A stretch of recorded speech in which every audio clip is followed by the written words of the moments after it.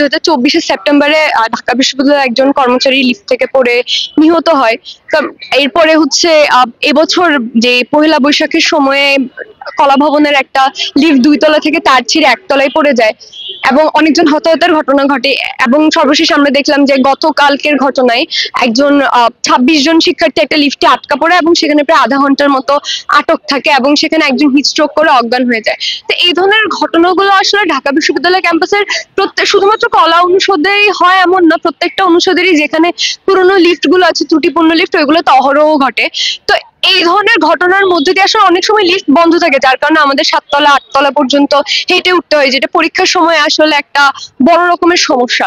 তো এই ক্যাম্পাসে যে নিরাপত্তা বিঘ্নিত হওয়ার ব্যাপারটা, এটা আসলে লিফটের এই ঘটনাটা নতুন কিছু না, অনেকদিন ধরেই চলমান এবং বিভিন্ন সময় সংস্কারের নামে এটা 1 মাস 2 মাস করে লিফট গুলো বন্ধ থাকে, এমনও হয়। এই লিফট গুলো কোন রকম সংস্কার করে বা কোন রকম টুকটাক মেরামত করে লিফটটাকে আবার সচল করে দেওয়া হয়। এই ধরনের ত্রুটিপূর্ণ লিফট গুলাকে সাময়িকভাবে মেরামত না করে এগুলোকে প্রতিস্থাপন করা দরকার। এবং শুধু সেটার বাইরেও কলা অনুষদের অন্যতম সমস্যা হচ্ছে অপর্যাপ্ত ক্লাসরুম। মানে একটা ক্লাসরুমে দেখা যায় যে একটা বিশাল ডিপার্টমেন্টের 4-5টা ব্যাচ, তাদের হচ্ছে ক্লাসরুম থেকে শুধুমাত্র 2টা। তো এইটা, অথবা পরীক্ষার সময় দেখা যায় যে অনেকগুলো ডিপার্টমেন্ট তাদের ক্লাস নেওয়া বন্ধ করে দেয়। এই ঢাকা বিশ্ববিদ্যালয়ের মতো একটা প্রতিষ্ঠানে মানে এত বড় ক্যাম্পাস হওয়া সত্ত্বেও দেখা যাচ্ছে যে অপর্যাপ্ত ক্লাসরুমের জন্য প্রচুর ক্লাস ক্যান্সেল হচ্ছে, ক্লাসরুম নিয়ে বিভিন্ন ডিপার্টমেন্ট বা বিভিন্ন ব্যাচ ঝগড়া করতে হচ্ছে, মারামারির পর্যায়ে চলে যাচ্ছে। তো এই ধরনের জিনিসগুলো আসলে দ্রুততম সময়ের মধ্যে সমাধান হওয়া দরকার, সেটার জন্য আজকে আমাদের সমাবেশ। রিসেন্টলি আমার মানে নিজের চোখে দেখা একটা ঘটনা হচ্ছে পিজে হার্টসে একটা ধর্ষণ চেষ্টার ঘটনা ঘটে, যেখানে একজন কর্মচারী আরেকজন কর্মচারী স্ত্রীকে মানে ধর্ষণ চেষ্টা করে।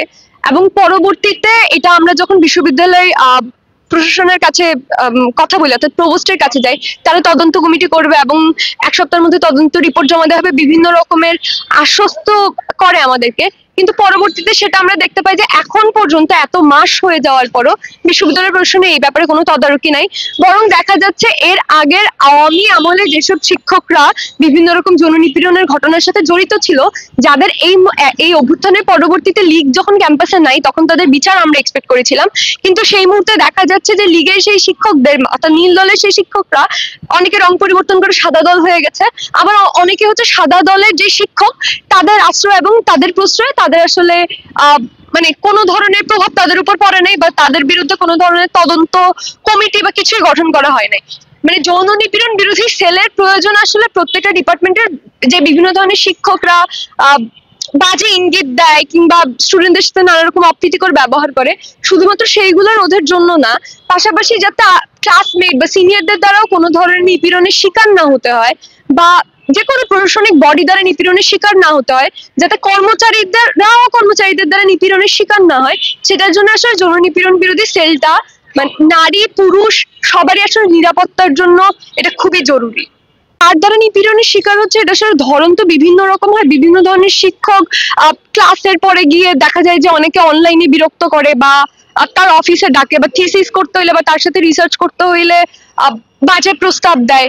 এছাড়া ক্লাসমেটদের দ্বারা আমরা দেখেছি যে জগন্নাথ বিশ্ববিদ্যালয়ে অবন্তিকা নামে একজন যেভাবে সুইসাইড করেছিল, ক্লাসমেটদের দ্বারা অনেকদিন ধরে হয়রানির শিকার হওয়া, বা সিনিয়রদের দ্বারা মানে সিনিয়রকে রিজেক্ট করলে অনেকদিন ধরে বিরক্ত করতে থাকা, এই ধরনের ঘটনাগুলো তো অহরহ ঘটে। এটার পাশাপাশিও মানে আমরা দেখেছি যে অন্যাকাণ্ডে কিভাবে বিশ্ববিদ্যালয়ের একজন কর্মচারী ঢাকা বিশ্ববিদ্যালয়ের একজন ছাত্রীকে নিয়ে রাস্তায় ব্যাটকল করে।